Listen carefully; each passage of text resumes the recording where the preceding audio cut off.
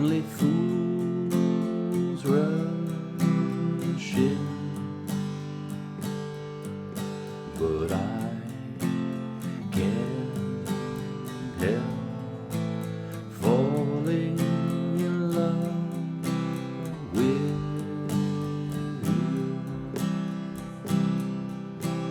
Shall I stay? Would it be a sin if I can? Hey friends, what's going on? This is David Potts with Song Notes, and in today's lesson I'm going to show you how to play Can't Help Falling in Love. This is the Elvis Presley classic from 1961, and I have made for you this 3-page PDF chord sheet. It's print friendly, you can download it, do whatever you want with it. It's a great way to follow along with this lesson and learn this song afterwards, right? It's got the lyrics and everything you need to know on page 1. In page 2, I'll show you the chord shapes and tab format, and I'll explain the chord progression sort of all the way through. And then in page 3, I'll show you a bunch of different strumming pattern options. It'll be a great way to sort of find your sweet spot. You know, if you want to take this super simple, I'll show you that. If you want to spice things up a little bit more, I'll show you that as well. I'll sort of meet you wherever you are and take you where you want to go with this thing. So you can get this at my website, playsongnotes.com. I have these chord sheets for hundreds of other lessons as well, so check that out. Thanks to all of you who are supporting me on Patreon. It really fuels me and keeps me going, making these each and every week for you. So I'm very grateful for that. And the final note I'll say is I'm going to be doing a no capo version, right? You're going to want to add a capo in the 2nd fret. Use what I'm going to show you with chords and everything if you want to play along with Elvis, okay? I'm doing no capo though just to keep it simple. I want to make this as beginner friendly and accessible as possible. And if you're a more advanced player, obviously you can use the tips and tricks you already know, put those on top like some Old Bay on crab cakes, and you'll be in good shape there. So let's dive on into it, and I'll see you on the other side. All right, so first up, let's look at these chord shapes, and we'll be on our way to learning this song. So here's the chords. We're going to be in the key of C here, so you're going to need most of the familiar faces. That's going to include a C major chord, right, an E minor chord, an A minor chord, a G chord.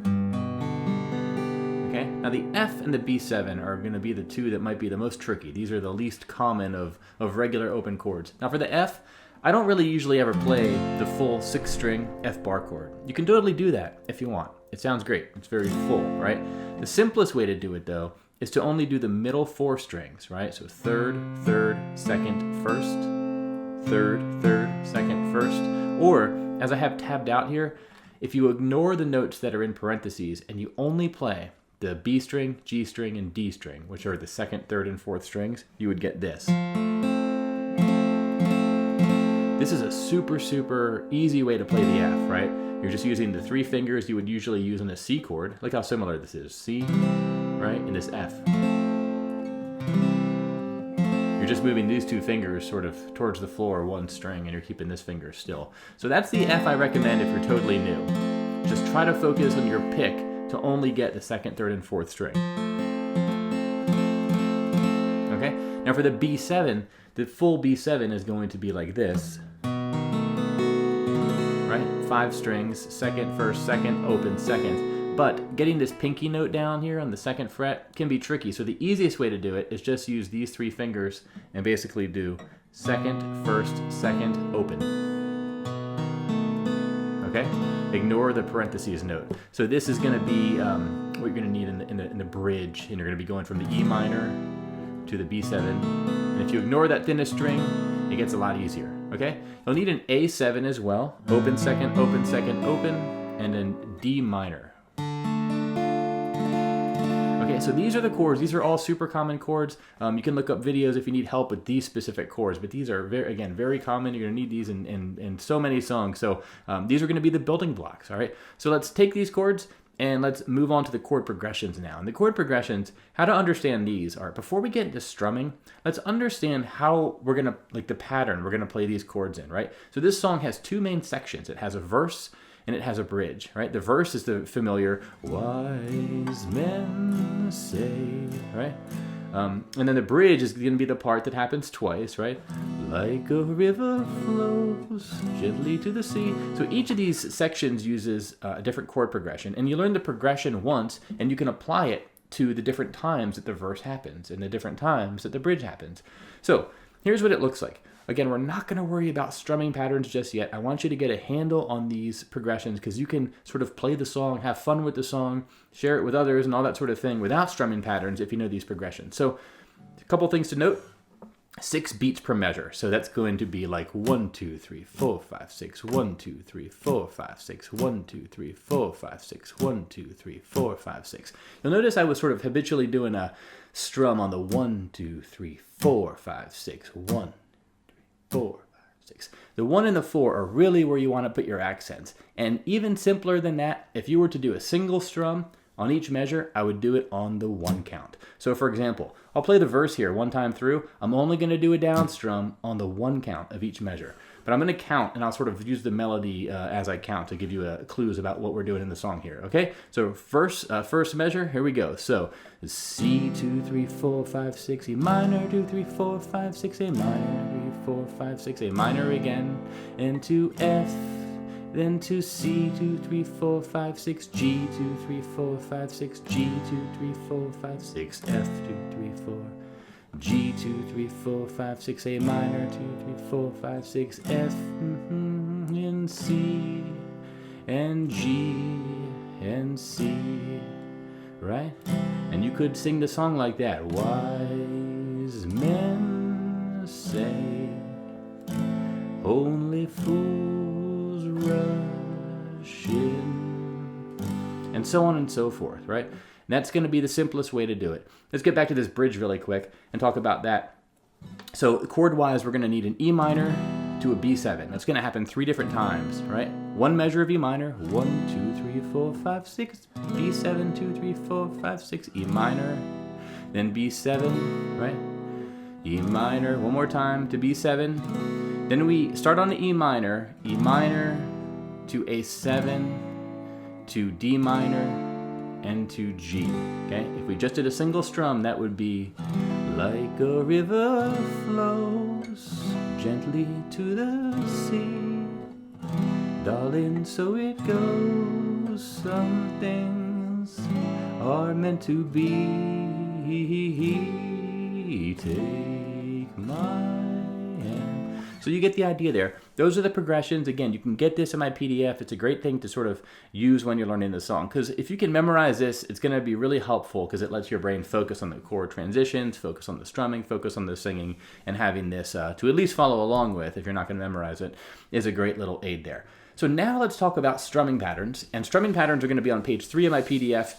And these are going to be basically how we can employ strumming through these 6 counts to basically beef things up a little bit, right? Because if you only did a strum on the 1, 2, 3, 4, 5, 6, 1, 2, 3, 4, 5, 6, 1, 2, 3, 4, 5, 6, it's a little sparse, right? We can get a little bit more full in there with some noise and some volume.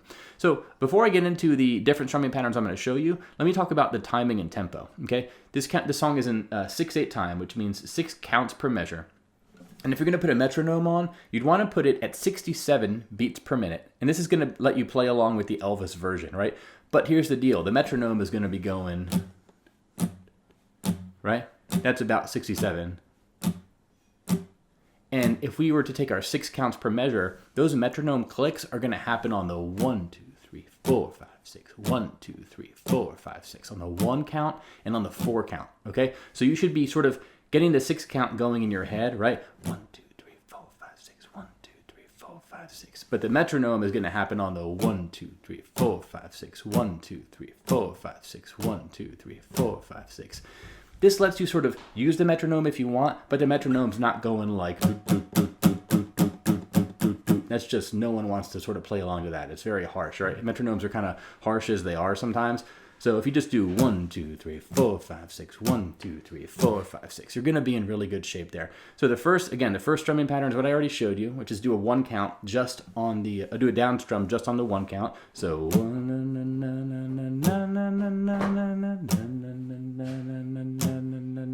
okay? Now from there, the next one, to spice things up, is to do a down strum on the 1 and the 4 count. So let's play through the verse and we'll do a wise men say,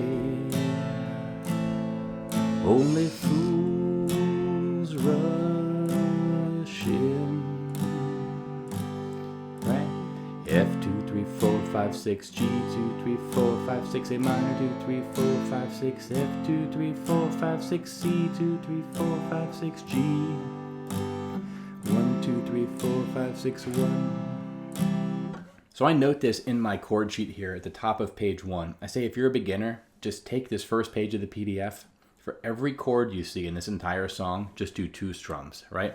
So for the C, Y is E minor, then A minor, C, A minor again, right? Only F twice, and to C twice, and to G twice. You could do that for the entire song, and that's the sort of most simple way you could play it that sort of balances beginner friendliness with sounding like a full song. But there's 2 extra strumming patterns I want to show you here to spice things up even more if that's your goal. So the first of these strumming patterns is to do a down strum on all 6 of the counts, right? Now, you don't want to necessarily be too heavy about this. You don't want to be, you know, wise men say. It just sounds too much and too heavy. So you really want to give the 1 count and the 4 count the emphasis, and the 2 and the 3 and the 5 and the 6, just do light brushes on those, right?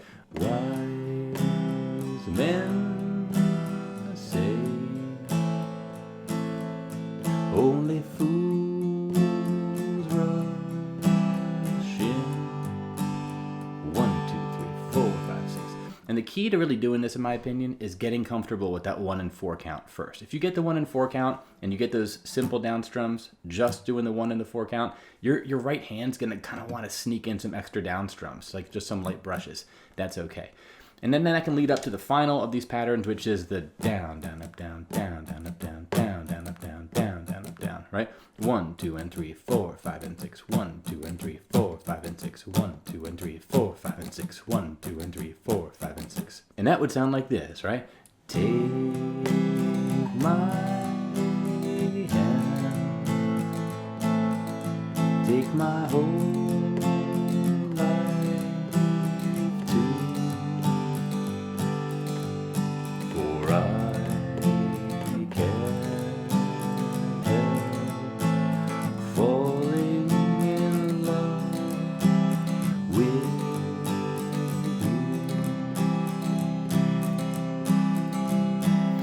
So really the final bit of advice I would have here with these strumming patterns is to, start at the beginning, work your way up the ladder if you want to dial things up, but use what you feel comfortable with. If you're just trying to play this song for yourself, for friends, around a campfire, whatever, don't overdo it. Like, don't go for the most challenging strumming pattern if you can't sort of, handle that horse. You want to get something that you can control and feel comfortable with. Sometimes just doing a single down strum or down strum on the 1 and the 4 count is all you're gonna need, and that's okay. Embrace it, right? You don't need to dial it up, but if you want to, here's you have in my PDF sort of what you need to do there. So finally, I'll do a full playthrough of the entire song, and in case that gives you helpful sort of context, and you can see how it all sounds when you put it together. I'll tell you what, when I do the second and third verses, I'm going to sort of spice things up a little bit as I naturally would. This is going to include maybe tweaking up the strumming a little bit. I also might do some advanced chord voicings where I, for example, in the chorus or the verse, take my hand. On that second A minor in the verse progression, you can go from an A minor to an A minor over G. And what that does is it lets you walk down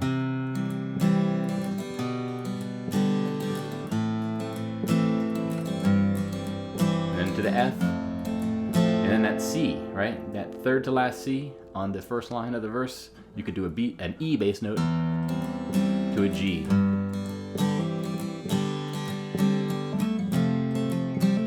So all kinds of ways that you can spice things up. I'll show you those in my playthrough. But let's do the playthrough now from beginning to end, and you can see how this sounds when you put it all together.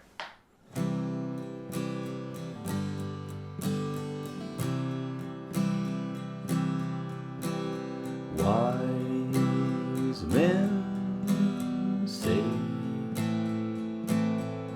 only fools rush in, but I can't help falling in love with you.